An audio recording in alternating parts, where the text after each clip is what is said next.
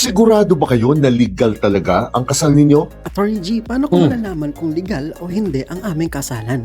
Kung pasok sa alinman dito ang kasal ninyo, void ab initio o void from the very beginning po ang kasal ninyong ito. Kaya una, void marriages. Kapag below 18 years old, ang at least isa sa inyo noong ikinasal kayo. Kapag wala pong lisensyang magkasal, ang nagkasal sa inyo. Unless ang akala in good faith ng at least isa sa inyo ay may kakayahang magkasal ito. Kapag walang valid marriage license kayo. Unless nagsama na for at least 5 years kayo. O isang Muslim or ethnic customary rights ang kasal ninyo. O marriage in articulo mortis o mamamatay na ang at least isa sa inyo. Kapag bigamos ang kasal ninyo dahil dati na palang kasal kayo. Kapag literal na maling tao ang pinakasalan ninyo. Kapag ikinasal kayo sa kapamilya ninyo ng hanggang 4th degree o hanggang magpinsang buo. O kapag ikinasal kayo sa isang legal na ampon ninyo. At syempre pa, kapag psychologically incapacitated under Article 36 ang at least isa sa inyo. At dala na nito ang sakit sa utak na ito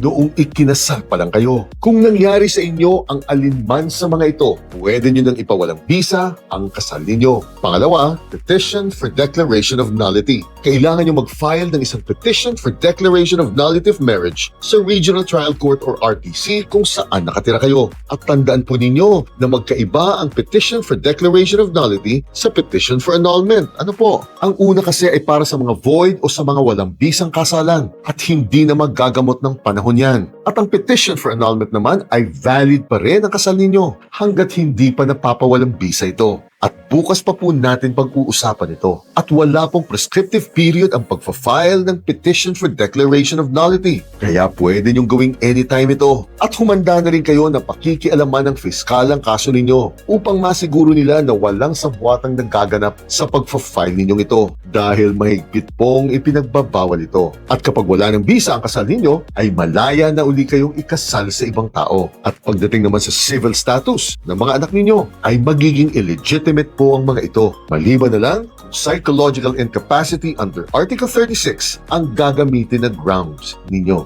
Bukas, usapang petition for annulment naman tayo. Chine!